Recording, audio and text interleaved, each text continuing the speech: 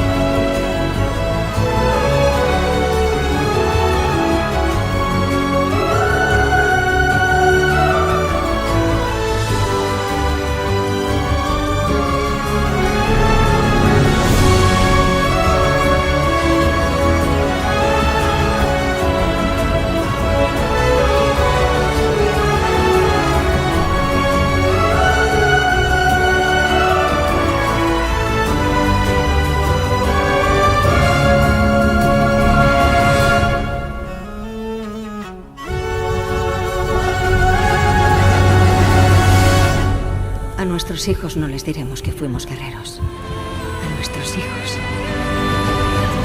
también les diremos que amen la libertad.